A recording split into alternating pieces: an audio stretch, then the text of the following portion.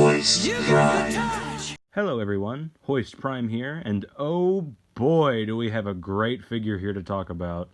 EARTHRISE Prime comes in this nice looking box with some fantastic art on it, as well as some promotional images on the back, of course. One thing to note, the images here have some differences between it and the final version of the figure, such as his yellow eyes, which I'm guessing was supposed to be a nod to the original G1 Optimus toy from the 80s, and the bottom of his trailer that connects to the rear wheels and the anti-aircraft weapon in his trailer were going to be blue instead of gray, which in all honesty I probably would have preferred better. After you open him up, you'll find that Prime comes with his classic ion cannon, his trailer, and of course an instruction booklet, but something seems missing. Luckily, Hasbro is releasing an accessory pack for the EARTHRISE figures that will seemingly remedy that problem. Yes! But that comes later. I'm perfectly happy with what he comes with, although at first I didn't really like how his gun looked at all because of the nasty gray peg jutting out of it, but I've learned to deal with it since it makes it easier to store in the trailer. Speaking of trailer features, Prime's trailer can open to reveal 8 9mm ports that allow easy storage of not just Prime's weapon, but other Autobots' weapons too.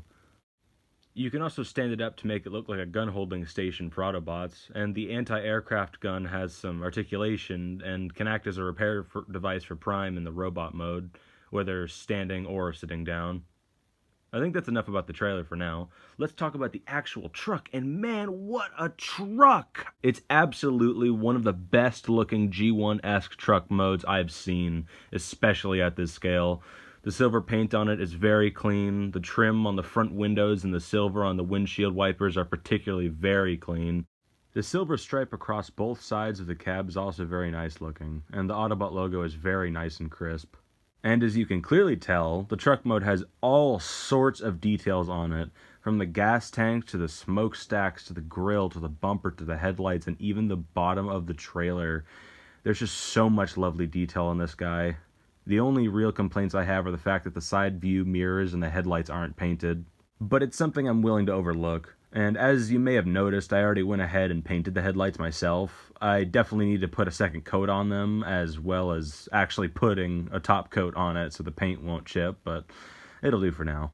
I also painted the rims of the front wheels silver since for some reason they weren't, although the other 8 tires are, but I digress. The trailer, of course, is removable, revealing a 9mm port on Prime that you can connect to the gun to, but I prefer to leave it in this hole, or better yet, just put it in the trailer and forget it's there. You can also port the gun into any of these 3 9mm holes on the bottom of it too. To prop up the trailer on its own, you can bring down a stand just like MP10 had. Here's EARTHRISE Prime next to MP10, my shattered glass version, and next to Power of the Prime's leader Optimus, which is roughly the same size in truck mode. Oh, and it also rolls really well. So overall, a fantastic truck mode. Now let's get to the transformation. First, push in the gas tanks, and then tab them in place. Then untab all 3 of these sections on each side of the cab and wiggle the arms out.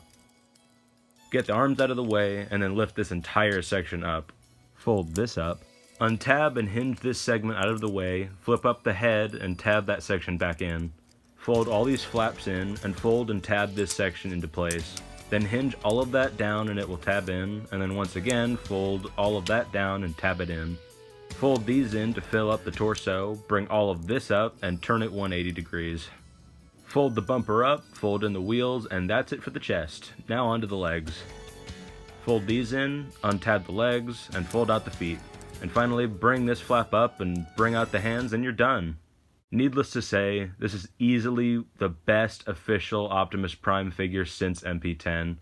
Even better than it, honestly. As much as I love my chunky boy, the more G1 accurate proportions and the better articulation make this guy so much more fun to look at and take pictures of.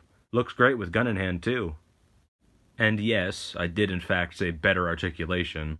The head is on a ball joint and it works well. His shoulders move very well, going out this far, and it also moves back due to transformation. He has a bicep swivel, a 90-degree elbow bend, kinda lame, honestly I wish it was double jointed, but whatever, and a wrist swivel. He also has a hinge at the knuckle connected to all 4 fingers, and wow, for a figure of this size, to have this at all is absolutely crazy. This is honestly what sold me on this figure, as dumb as that may sound. He also has a decent waist swivel that you can improve by unclipping the bumper, And speaking of that, the bumper is the only bit of kibble on this guy, which is honestly amazing considering how simple and fun the transformation is. The leg can go up very far and back somewhat, and he can do the full splits too. You get a full range of movement in the knees, which I'm afraid might get loose over time since it's not on a ratchet, but for now it's nice and tight, so I'll try to hope for the best for now.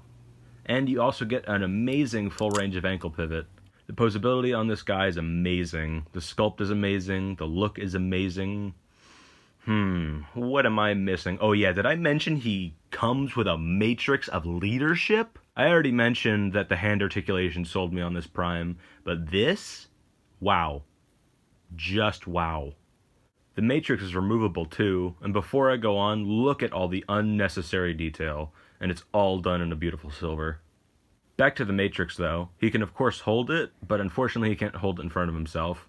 But he can hold it above his head like he did in the comics when he beat Unicron. And since the gem on one side of the Matrix isn't there, you can actually put a siege effect part in there to make him look like he's really blasting Unicron with the wisdom of the Primes.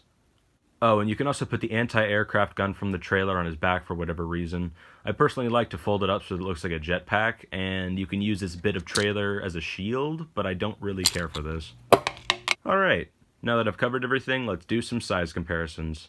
Here's Leader Class EARTHRISE Optimus Prime next to some other EARTHRISE and Siege figures, Transformers Masterpiece figures, some SH Figuarts for all my Dragon Ball people, Power of the Prime's Leader Class Optimus Prime, and just for fun, the original G1 Optimus Prime. Overall, this figure is absolutely worth every penny. And even though $50 might seem a bit odd considering previous Leader Class figures were way bigger, I'm perfectly fine with sacrificing size for better paint and articulation.